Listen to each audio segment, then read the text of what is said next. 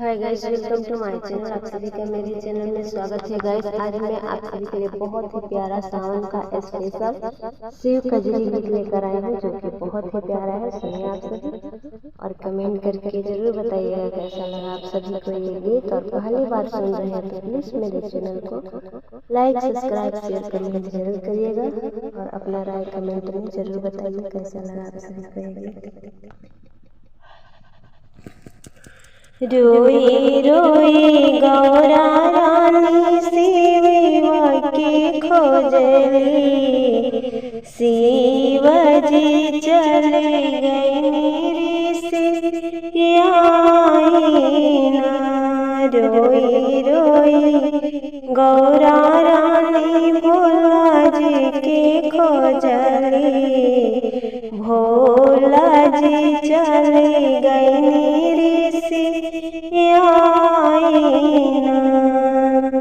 कतहु न दिखे मोरा भोला पौरा, कतहु न दिखे मोरा भोला पौरा। केहू देत खबर बताई ना, कतहु न दिखे मोरा भोला रहावा। केहू देते खबर बताई ना, हाथ के कमंडल शिवजी फेंकी फाके देहानी, हाथ के कमंडल शिवजी फेंकी फाके देहानी, फेंकी फाके देहानी, ओ फेंकी फाके देहानी। नंदी जी के देहानी भगाईना, हाथ के कमंडल शिवजी फेंकी फाके देहानी, नंदी के देहानी भगाईना। रोई रोई गौरा रानी शिवजी के खोजली, शिवजी गई ऋषि आईना। बना बना खुजली गौरा घाटे घाट खोजली, बना बना खुजली गौरा घाटे घाटे खोजली। खोजी आई पर्वत कैलासवाना, खोजी आई पर्वत कैलासवाना। रोई रोई गौरा जी शिवा के खोजली, शिव चली गई ऋषि आईना। दौड़ी भागी गौरा रानी ब्रह्मा आगे गईली, दौड़ी भागी गौरा रानी ब्रह्मा आगे गईली, ब्रह्मा लगे गईले हो ब्रह्मा लगे गईली। जियारा के हाल सब बताईना,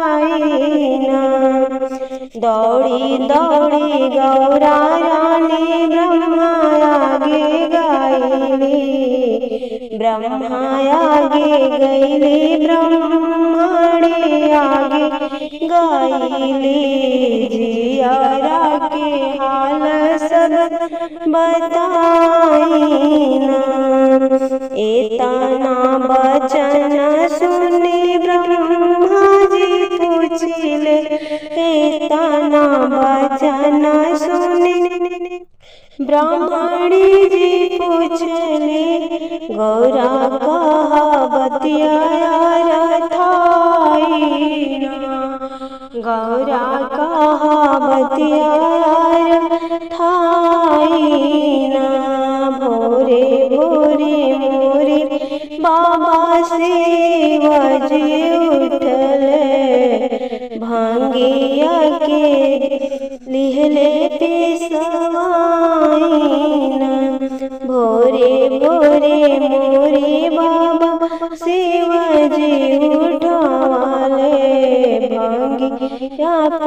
साता दोनों लाल रोवे लगले उन्हीं के लिहानी उठाई ना।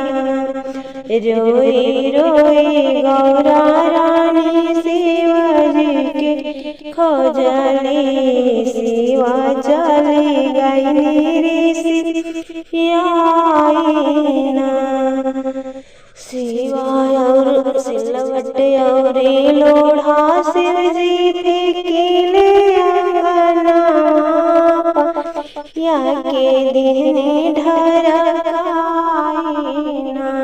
सिल्ली और लोढ़ा शिवजी फेंकिले अंगना पनिया के देहने ढरकाई ना। भांगिया धतूरा शिवजी लिहनी गठियाई भांगिया धतूरा शिवजी लिहनी गठियाई अंगा में भभूति लगाई ना। अंगा में भभूति लगाई ना। कहाँ में खोजी बाबा कहाँ की जाई अब कुछ हमें न सहाई हो। अब कौनो जतना बतावा मोरे बाबा बतावा मोरे बाबा समझावा मोरे बाबा। शिवजी के लाई हम मनाई ना। शिवजी के लाई हम मनाई ना।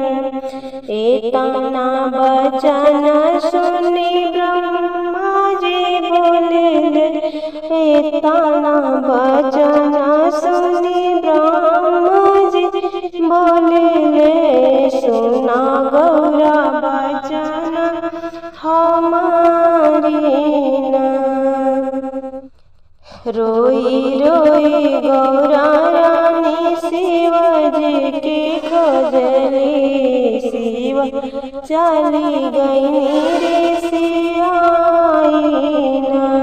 गुफा बीचे बैठे शिव शंकर दानी गुफा बीचे बैठे शिव शंकर दानी मना लगाई अंतर ध्यान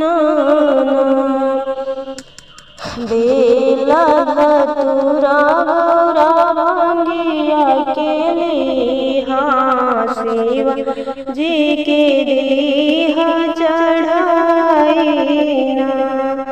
शिवा जी के देहा चढ़ाई ना। जब